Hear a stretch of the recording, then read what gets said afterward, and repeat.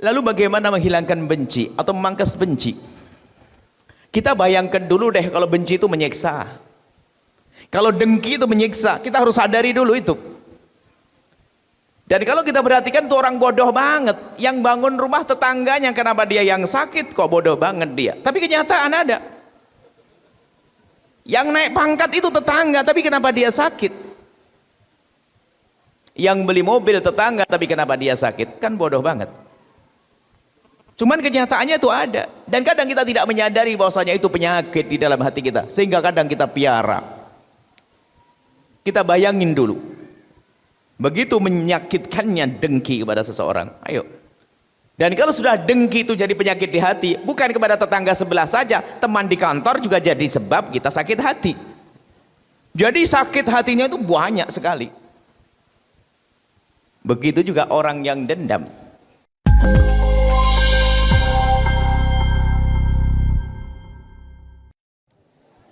Assalamualaikum warahmatullahi wabarakatuh.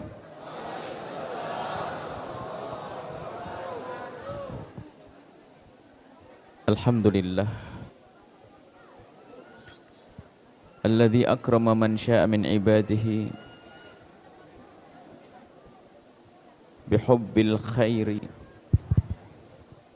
wa ahlihi.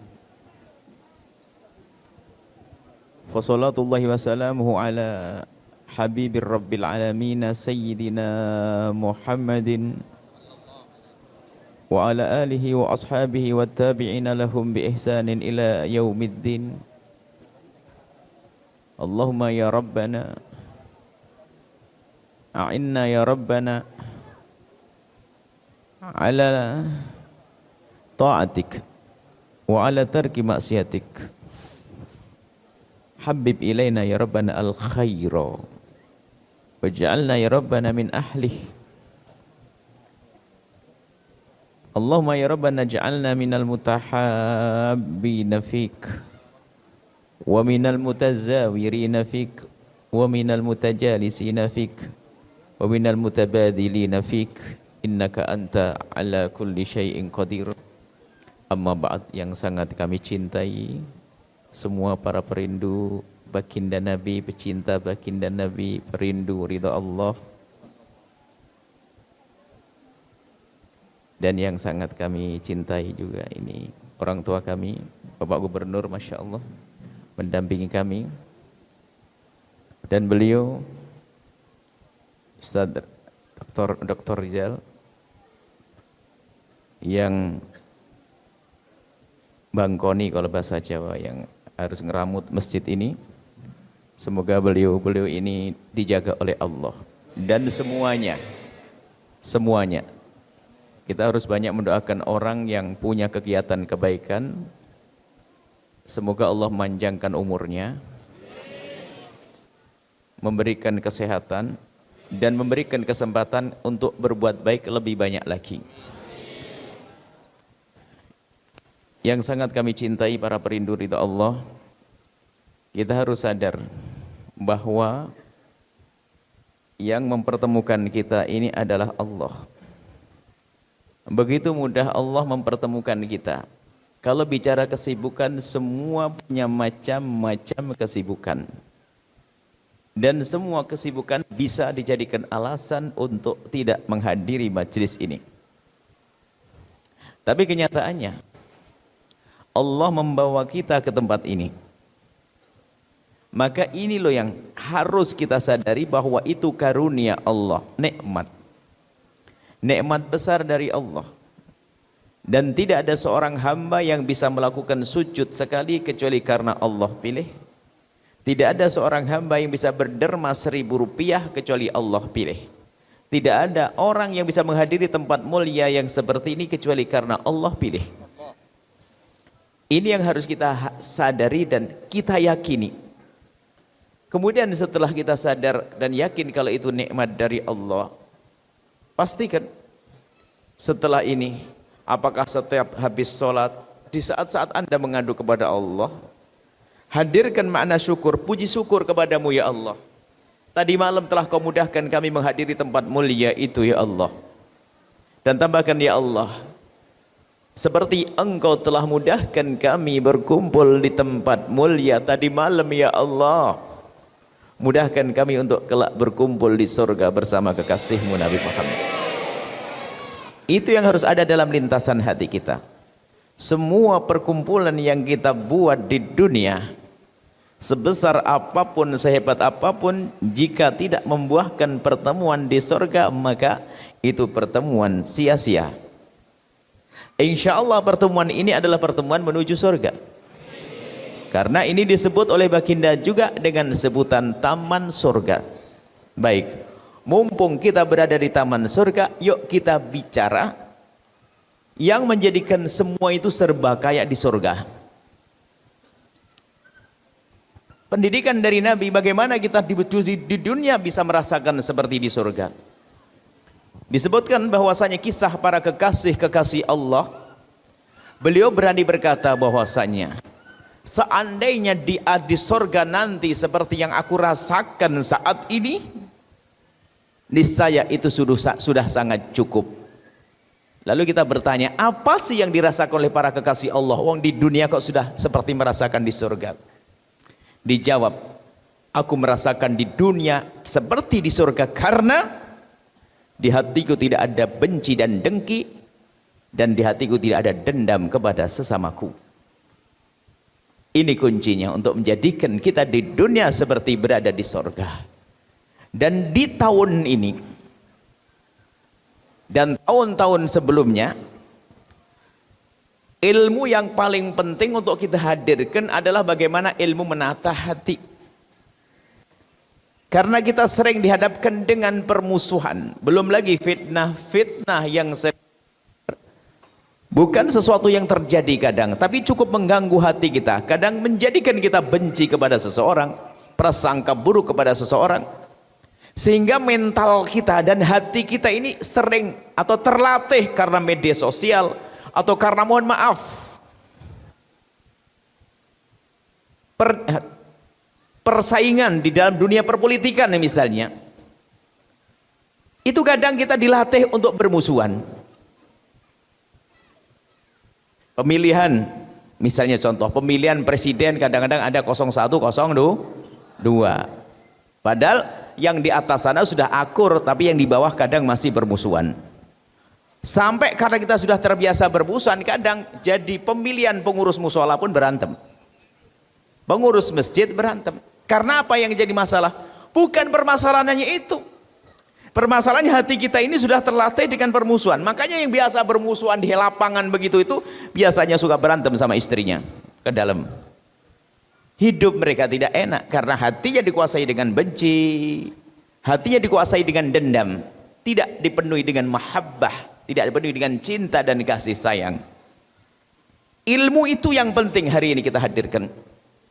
Kita jangan membiasakan menyuburkan benci dan dengki serta dendam di hati kita. Memang semua dari kita punya benci, memang semua dari kita punya dengki. Jangan berkata kita nggak punya dengki. Kalau nggak punya dengki, Anda bukan manusia lagi. Malaikat nggak punya dengki. Akan tapi kita diberi sifat atau diberi kita hawa nafsu yang di situ akan subur yang namanya kedengkian dan kebencian. Oleh sebab itu, memerangi hawa nafsu itulah untuk naik pangkat di hadapan Allah. Jadi kita punya hawa nafsu, lalu kita perangi, itu baru berjaya. Kalau kita nggak punya hawa nafsu, apa yang diperangi? Jihad itu seperti apa? Kan begitu. Kita punya dengki, kita punya benci, kita punya dendam kepada seseorang, tapi kita perangi, sehingga biarpun di hati kita ada dengki, ada benci, akan tapi ternyata kita seperti orang yang saling mencintai. Kita memerangi benci di hati kita. Nah, ini yang perlu kita hadirkan pada kesempatan singkat ini, karena kalau pertemuan pertama itu hendaknya kita menyatukan hati dulu. Kalau sudah saya jatuh cinta kepada Anda dan Anda jatuh cinta kepada kami, akan ada kesinambungan. Biarpun kita tidak bertemu, akan bersambung dan bersambung terus. Kita harus ini yang paling pertama dan utama. Lalu bagaimana menghilangkan benci atau memangkas benci? Kita bayangkan dulu deh, kalau benci itu menyiksa, kalau dengki itu menyiksa, kita harus sadari dulu itu. Dan kalau kita perhatikan tuh orang bodoh banget, yang bangun rumah tetangganya, kenapa dia yang sakit kok bodoh banget dia. Tapi kenyataan ada. Yang naik pangkat itu tetangga, tapi kenapa dia sakit. Yang beli mobil tetangga, tapi kenapa dia sakit. Kan bodoh banget. Cuman kenyataannya itu ada. Dan kadang kita tidak menyadari bahwasanya itu penyakit di dalam hati kita, sehingga kadang kita piara. Kita bayangin dulu, begitu menyakitkannya dengki kepada seseorang. Ayo. Dan kalau sudah dengki itu jadi penyakit di hati, bukan kepada tetangga sebelah saja, teman di kantor juga jadi sebab kita sakit hati. Jadi sakit hatinya itu banyak sekali. Begitu juga orang yang dendam. Anda pernah menemukan orang dendam? Orang hati kotor masalah dendam. Kadang-kadang kalau sudah marah sama temannya dicatat dalam buku hariannya. Demi Allah aku tidak rela nanti sampai di akhirat akan aku tuntut. Waduh, serem banget ini. Kalau Anda menemukan orang seperti itu, kayaknya batal deh jadi mantu dia. Ada orang punya dendam seperti itu. Lah itu pun harus diolah hatinya. Dengki itu berlaku kepada siapa saja, dendam kepada siapa saja. Ustadz dengan ustadz pun bisa dengki. Bahkan Imam Ghazali menyebut la hasada ka hasadil ulama. Enggak ada dengki lebih serem daripada dengkinya ustadz. Ustadz bangun pondok, di sampingnya ustadz lagi bangun pondok, enggak mau. Ada semacam itu, macam-macam. Karena hasud. Tapi kalau sudah orang bersih dari dengki dan bersih dari dendam, begitu indahnya hidup. Anda bayangin ibu yang dendam sama seseorang. Kalau kita lagi dendam sama orang, marah sama seseorang, lalu tersimpan di hati amarah itu. Dendam. Hadir pengajian pun kadang dendam kalau dibawa tuh menyiksa. Dan lucu juga. Ibu-ibu, bukan ini ibu solehah semuanya ini. Ada ibu-ibu hadir pengajian, karena yang datang itu pengajian ustadz idolanya katanya. Ustadz yang sangat diidolakan. Wah, dia cari tempat, terlambat dia. Nggak ada tempat, bingung dia. Toleh kanan, toleh kiri, nggak ada tempat duduk. Totonya di depan itu kok ada tempat kosong, enak banget di depan. Langsung ke depan, senang banget. Alhamdulillah, sudah telat, dapat tempat di depan, bisa ngelihat langsung dekat sama ustadz idolaku. Duduk dia. Baru duduk 1 menit sadar, di sampingnya orang yang didendamin. Langsung mulai keringetan dia. Miringnya sudah mulai berubah begini. Sudah nggak nyaman.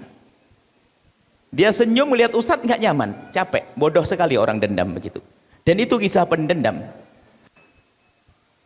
Itu kalau masih ada di dalam hati dan masih dalam bentuk mimik yang berubah. Tapi ini akan mengundang kejahatan lagi, apa? Ngomongin. Bukan saja kisahnya, kisah menggunjing kalau orang dengki dan dendam serta benci, bukan hanya menggunjing, kadang menfitnah. Ayo. Jadi kalau kita cermati, semua kejadian problem ini berangkat dari dengki yang hadir dalam bentuk kata-kata, jadi fitnah. Jadi adanya fitnah di dunia ini adalah karena dengki dan benci. Iblis itu bikin gara-gara tuh karena ngedengki kepada Nabi Adam alaihissalam. Kisah putra Nabi Adam Qabil Habil karena dengki. Itu wajib. Lalu bagaimana sekarang? Kita sudah tahu deh, begitu jeleknya dengki.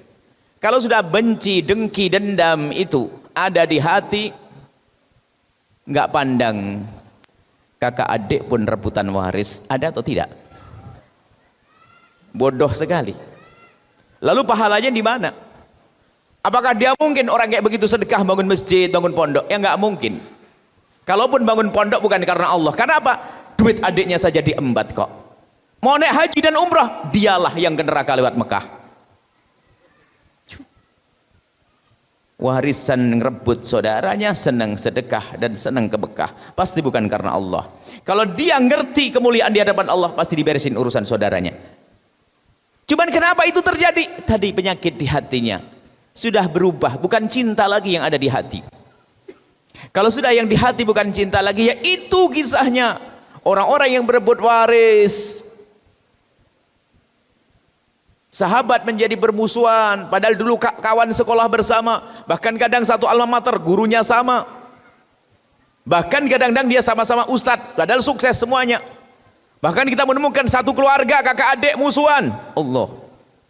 Kakak adik seorang kiai meninggal dunia. punya anak 2, ustadz muda, itu semuanya punya satpam masing-masing. Kalau ada tamu tolong ya bawa ke sini, jangan sampai ke rumah abang saya, katanya. Tamu dicegat, tamunya nggak belok ke rumah abang.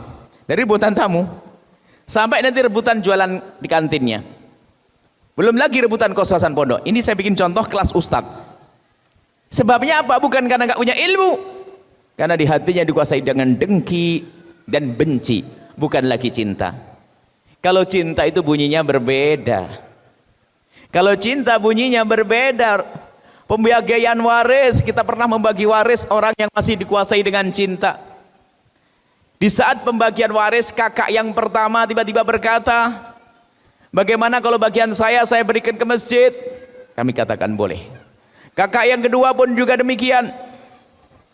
Tiba-tiba kakak yang ketiga berkata, kalau saya belum bisa bangun pondok, bantu pondok dan masjid karena kebutuhan saya banyak. Kami sampaikan itu halal, waris adalah halal. Selagi belum bisa bersedekah, jangan sedekah. Gunakan harta warismu adalah untuk kepentinganmu. Tiba-tiba adiknya berkata, karena kebetulan adiknya seorang perempuan nikah dengan seorang laki-laki yang sangat cukup. Lalu yang terakhir ngomong, Buya, gimana kalau jatah saya diambil abang saya yang masih butuh? Boleh tidak, Buya? Allah, diberikan kepada abangnya, bukan rebutan.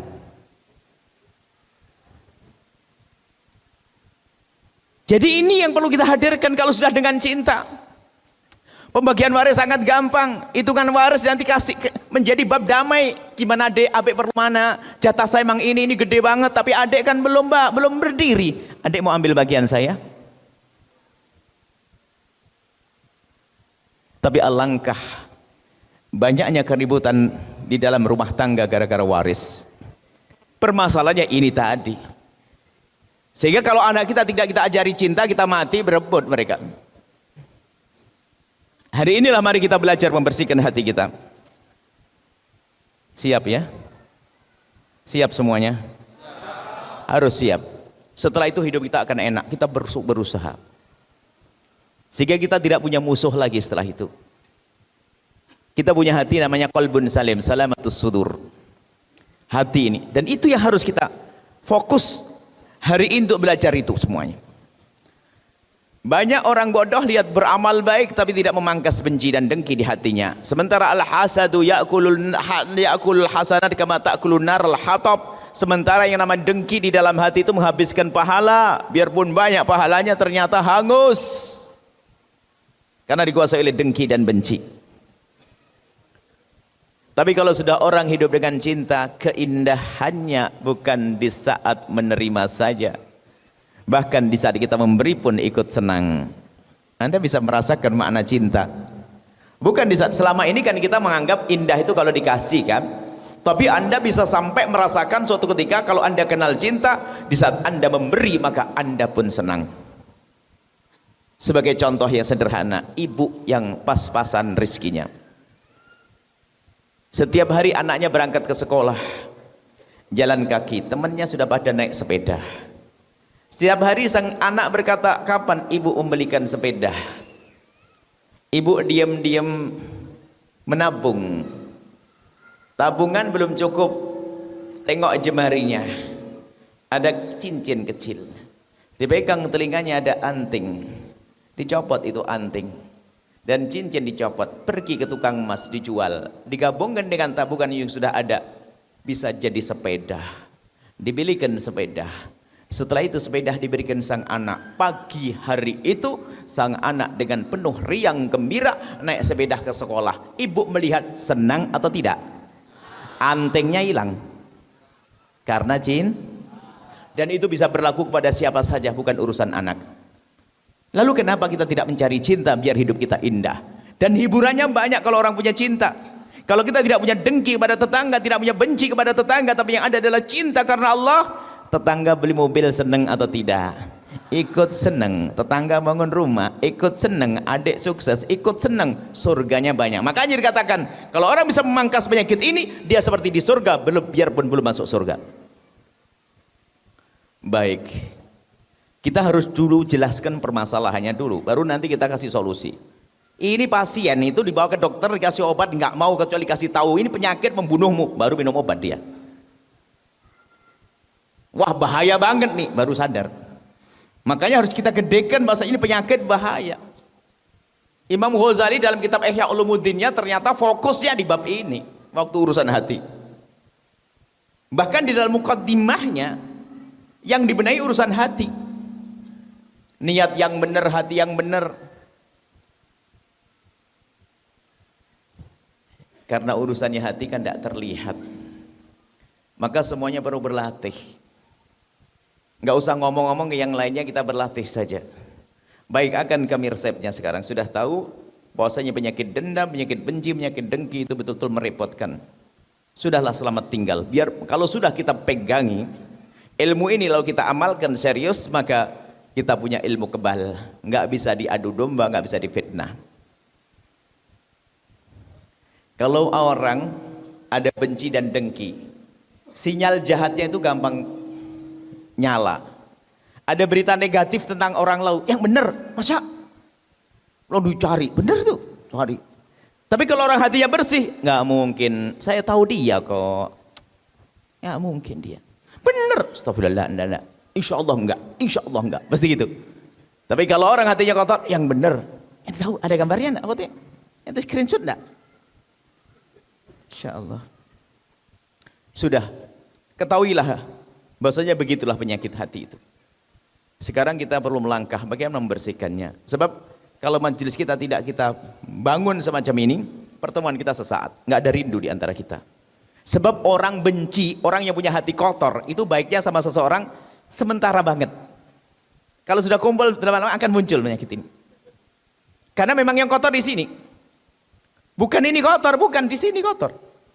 Kalau kami gambarkan begini loh ya. Ada orang pergi ke dokter. Ini sebenarnya ini cerita lucu, cuman cerita lucu setelah saya jadikan cerita lucu kok jadi cerita hikmah. Cerita guyon maksudnya, bukan cerita lucu, cerita guyon.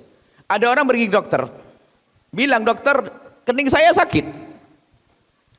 Diperiksa sama dokter, nggak ada sakit. Dagu saya sakit dokter. Diperiksa sama dokter, dagunya nggak sakit. Perut, dada saya sakit dokter, nih saya ada sakit. Dilihat sama dokter nggak ada. Lututnya, jempol kakinya kata sakit dokter. Nggak ada pak, nggak ada yang sakit pak. Tapi sakit, ini lo sakit. Iya. Coba saya lihat pak jarinya. Oh rupanya tangannya kena canteng. Canteng tahu? Yang membengkak, yang keluar nanah. Gara-gara luka sedikit. Rupanya yang sakit adalah tangannya. Untuk megang jidatnya sakit tangannya. Begitulah kalau orang hati kotor. Lihat orang kayak jahat semuanya. Dia jahat. Baik sesaat, besok menjadi jelek juga. Akhirnya semuanya kayak jahat semuanya. Dia jadi apa saja tersisa, misalnya apa? Sumpek sama suaminya karena dia benci sama tetangganya, nggak ada cinta. Bang, hidup kita kayak di neraka. Kenapa? Punya tetangga, ini tanda, ini setan, itu iblis, itu genderuwo, itu demit. Lengkap. Dia tok yang manusia, tetangganya jahat semuanya. Akhirnya pak sama suaminya, bang yuk kita tinggalin deh. Kita mau liburan ini, kita liburan 2 minggu deh, seminggu atau lebih 2 minggu liburan musim apa liburan panjang lah. Keliling dia beli tiket ke sama karib, wah rekreasi kata. Dia ngomong sama suaminya, bang enak banget jauh dari tetangga setan. Iya sih dek, iya. Betul, pergi. Senang dia. 2 minggu. Hari ke-12, 13, 14. Hari ke-15 balik lagi. Pulang ke rumah. Sakit lagi. Ketemu lagi sama tetangga. Karena sebetulnya yang sakit dia bukan tetangganya. Dan begitulah, pokoknya kalau Anda membiarkan penyakit hati Anda akan dalam bahaya. Hidup Anda susah. Kepada ibu, kepada saudara, susah. Maka dari itu yuk gimana cara membenahinya. Baginda Nabi mengajarkan itu semuanya. Ulama-ulama menjelaskan, tapi Anda harus mau melakukannya. Kalau tidak Anda rugi.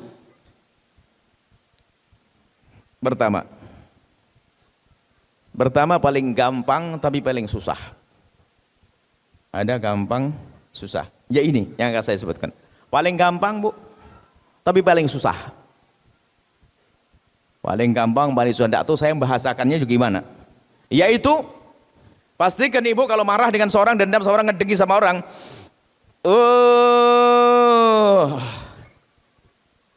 Doakan dengan doa kebaikan. Kita dengi tetangga tokonya gede banget. Ya Allah, semoga tokonya tambah gede, rizkinya tambah banyak. Ya Allah, semoga. Gampang ya? Gampang tapi susah.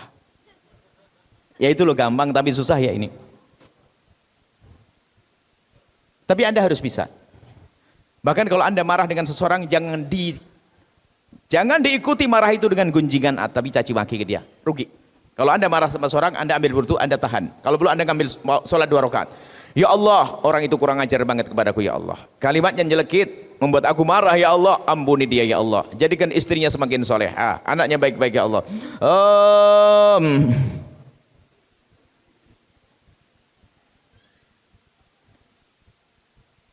Gampang tapi kira-kira bisa enggak ibu? Ibu bayangin bu, ada orang pinjam duit nggak balik-balik. Sudah begitu kelihatan beli motor lagi. Kalau ngomong gaya begini biar kalungnya, gelangnya kelihatan. Tadi kalau saya jalan-jalan, biar kalau sudah begitu melengos sambil marah. Apaan sih? Nagih-nagih utang, nggak punya duit. Jatuh dompetnya, duitnya kelihatan banyak. Allah, kurang ajar banget nih, sedang ngomong nyelekit, pinjamnya baik-baik, giliran ditagih lari-lari terus. Anda marah enggak kira-kira? Baik, ambil air wudhu, sholat 2 rakaat, doain semoga rezekinya tambah banyak, semoga dijaga oleh Allah. Bisa enggak kira-kira? Berat ya? Bagus, ibu jujur, berat ya? Ya berat. Memang itu namanya operasi. Mengeluarkan penyakit itu operasi itu nggak bisa langsung comot begitu. Operasi sesar ada tanpa dibius? Nggak ada, harus pakai bius. Langsung operasi ambil bayi, buka perutnya. Wah bayi nih perut, ya bu istriku tak boleh. Harus ada obat bius. Makanya sekarang akan kami kasih obat bius. Tolong telan ini obat bius. Nanti setelah itu Anda begitu mudah mendoakan orang itu. Anda tidak akan lagi mencaci setelah ini. Kalau Anda mau mendengar betul setelah ini. Ya, belum ada obat biusnya mengatakan bisa, bohong tuh, bohong. Ibu mau bu, saat waktu hamil disesar tanpa bius? Gak mau, gak bisa.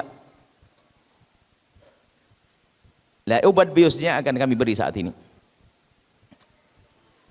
Ada hadis Nabi, ada 2 dosis, 2 tablet. Tablet pertama adalah sabda Nabi SAW, ma min abdin muslimin yad'u li akhihil muslimi ala dhahril ghaibi illa wa qala al malaku walaka bimithlin.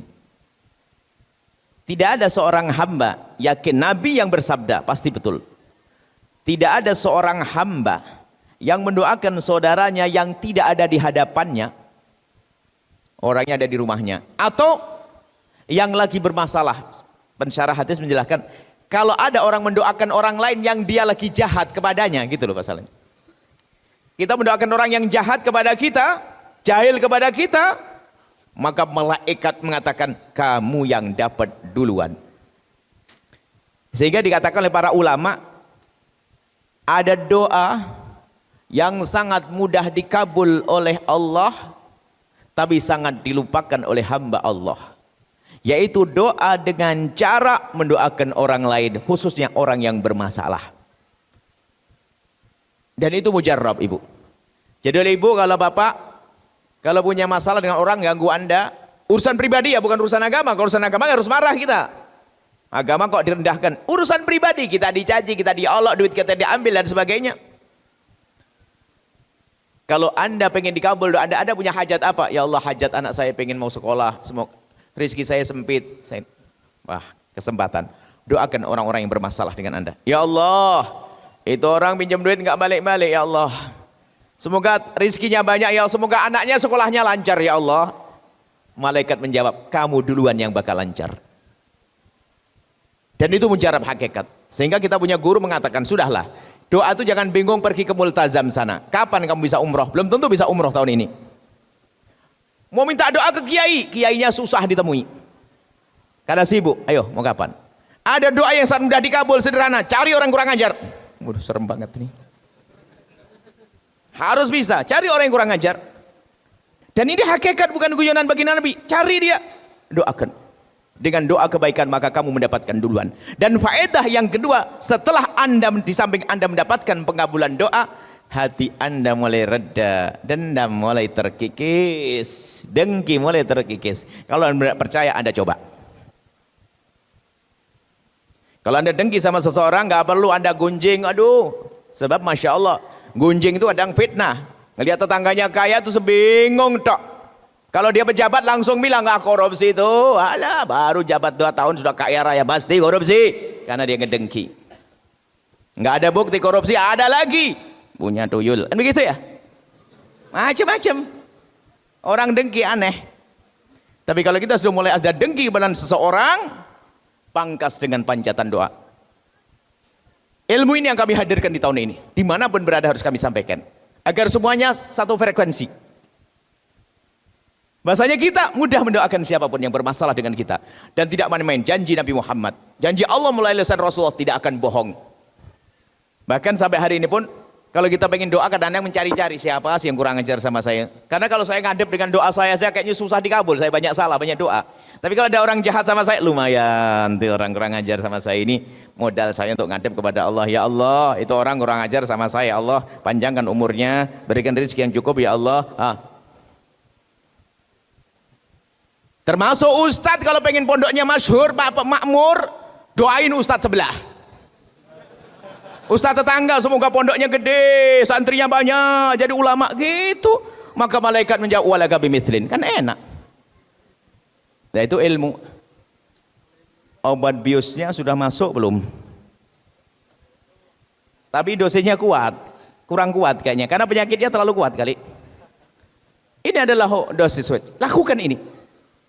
Dan kami pribadi melakukan itu karena apa? Saya kotor banget.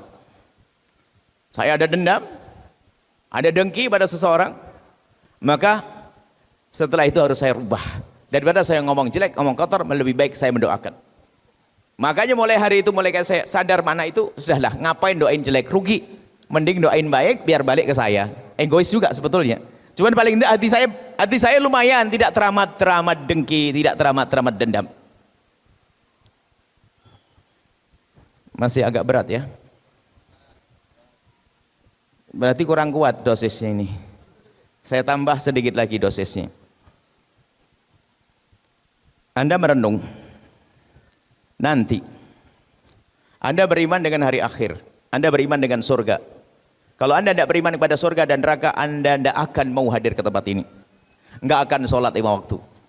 Biarpun kadang kita dikuasai oleh dosa maksiat, tapi kita iman bahasanya ada surga. Kemudian nanti di padang mahsyar, bayangkan. Kita akan kumpul di padang mahsyar, tapi suasana tidak semacam ini. Padang mahsyar, kita dikumpulkan di padang mahsyar.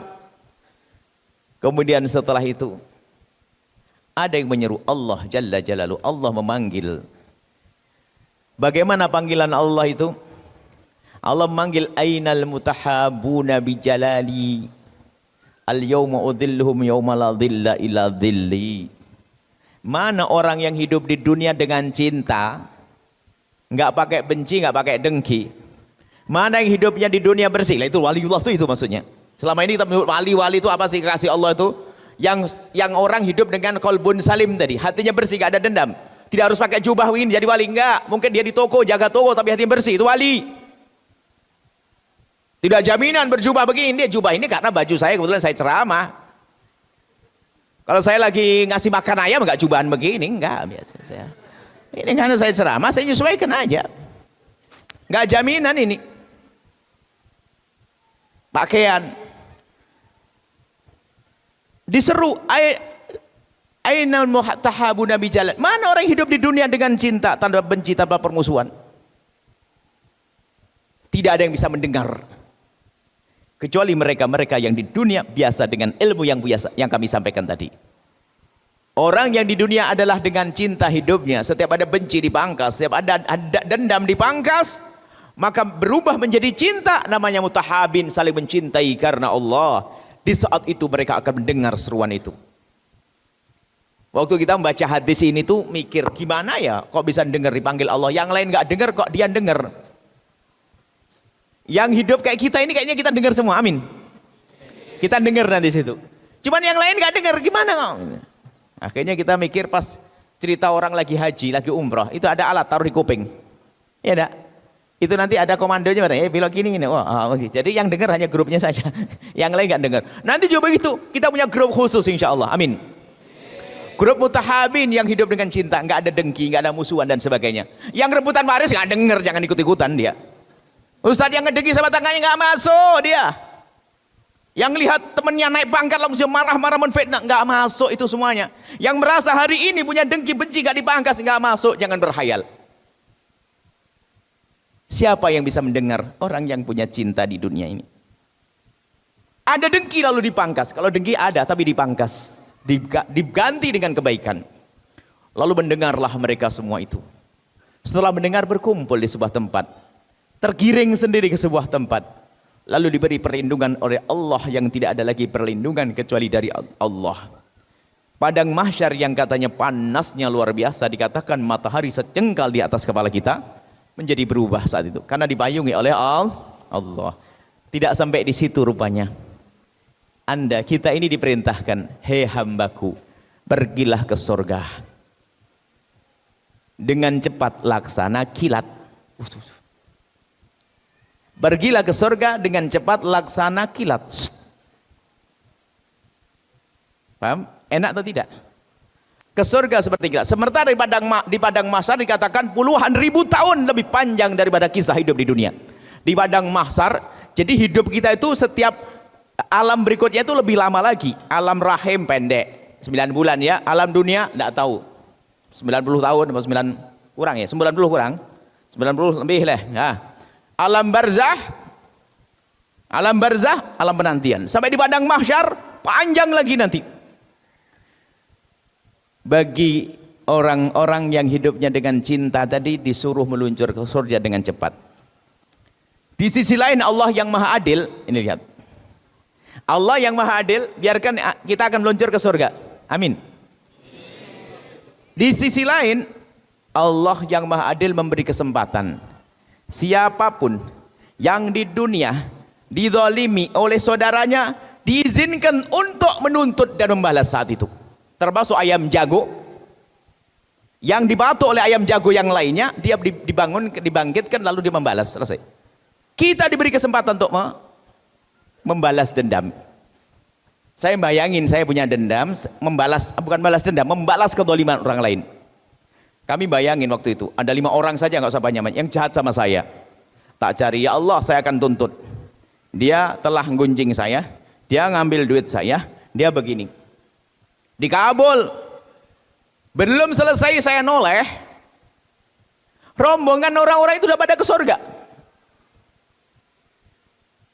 Setelah itu kok saya ngambil keputusan, daripada saya nuntut di akhirat, saya ketinggalan dari rombongan ahli surga, mending saya maafkan di dunia, biar saya nggak usah pakai nuntut nanti di padang mahsyar. Pilih mana bu? Ibu maafkan di dunia, kemudian setelah itu ibu langsung di surga meluncur, di padang mahsyar meluncur ke surga, atau nuntut nanti di akhirat? Ayo. Setelah itu anda nuntut di akhirat, baru noleh ketinggalan rombongan, sudah jauh rombongan, tidak bisa ngejar. Karena apa? Di hatinya masih ada benci dan dendam kepada umat Nabi Muhammad sallallahu alaihi wasallam. Setelah kita dengar kisah ini, Bu, saya pastikan deh, siapapun yang jahat sama saya deh, yang jahat sama saya, yang dolim saya beneran, Bu. Ibu nanti coba, nanti doain baik dah kalau ibu sama sehat sama saya. Pokoknya siapapun deh yang gunjing saya, memfitnah saya, mengganggu saya doain deh dengan doa kebaikan. Semoga hatinya lapang, Allah beri rezeki yang banyak. Itu kita putuskan. Mulai hari itu saya tidak mau doain jelek deh, rugi doain. Saya tidak mau ketinggalan di padang mahsyar nanti. Saya tidak mau ketinggalan dari rombongan orang-orang yang masuk surga dengan cepat. Gara-gara di hatinya masih ada dendam tadi. Lah dengan renungan semacam ini semakin lega kita. Semakin mudah kalau kita untuk mendoakan orang lain dengan doa kebaikan. Ibu, bapak, ibu soleha, bapak-bapak, mau ketinggalan di padang mahsyar atau cepat ke surga? Yakin? Enak. Kalau ke surga langsung enak. Yang pinjam duit masih dimarahin, dendam? Kalau ibu doain jelek malah bahaya loh ya. Itu yang pinjam duit kalau doain jelek. Jangan-jangan doanya dikabul. Kemarin mah jahatnya cuma pinjam duit gak balik-balik saja. Cuman gara-gara didoain jelek dikabul, jadi pencuri lagi. Waduh, nyuri duit kita lagi. Habis sudah minjem duit, nyuri lagi. Gara-gara doa jelek kita ini. Maka kalau doa yang baik saja. Selesai ya. Sudah ada gambaran sekarang. Bahwasanya agar doa dikabul untuk kita, obat bius kita makan sudah. Kalau pengen dikabul doa Anda usah bingung. Langsung saja. Cari orang yang bermasalah dengan Anda. Orang yang zalim kepada Anda, yang menyakiti Anda doakan dia dengan doa kebaikan, selesai. Anda akan diberi oleh Allah dan hati Anda mulai lembut setelah itu. Kemudian Anda renungi di saat nanti di padang mahsyar, kalau Anda hidup di dunia dengan cinta, membuang dendam dan benci serta dengki, Anda akan meluncur ke surga dengan cepat. Maka mulai hari ini ayo pulang ke rumah masing-masing. Catat orang-orang yang kurang ajar. Hakikat, bukan mainan, bukan guyonan. Hakikat, dan saya coba lakukan itu. Cuman judulnya diganti, orang-orang baik yang harus aku doakan, gitu loh. Jangan bilang ini kurang-kurang ajar, harus aku doakan. Dibaca oleh anak Anda nanti. Anda bang, orang baik Anda doakan. Maka dengan itulah nanti perlahan demi perlahan lisan kita akan terjaga. Semarah apapun Anda akan keluar kalimat baik. Semoga dia mendapatkan hidayah. Sehingga di WhatsApp Anda pun tidak ada caci maki. Kalau buat YouTube pun tidak ada menfitnah dan mencaci mengolok. Nggak ada caci maki dan olokan. Tapi hari ini lihat, orang lihat YouTube komentar jelek. Orang lihat ini komentar jelek. Karena hatinya kotor, maka tidak akan keluar kecuali juga kotoran. Tapi kalau hati Anda bersih, akan keluar kalimat baik. Dan malam ini kita belajar membersihkan hati. Siap? Baik, insya Allah. Maka doain kami juga. Di saat kami tidak ada di hadapan Anda, doain kami. Semoga selamat. Kita ahli surga semuanya. Malaikat menjawab, Anda juga ahli surga loh ya, gitu malaikat. Insyaallah ini saja sebagai obat atau ramuan pertemuan kita pertama, sehingga dengan begini nanti akan muncul cinta di antara kita. Dan terapkan ini semua untuk kepada siapapun. Pastikan jangan disisakan satu orang pun dari hamba Allah, sejahat apapun dia. Kalau Anda balas dengan kebaikan yang seperti kami sampaikan, hati Anda akan sejuk. Enggak punya musuh kayak di surga biarpun belum masuk surga. Ini saja, mungkin ada yang mau ditanyakan. Bismillah.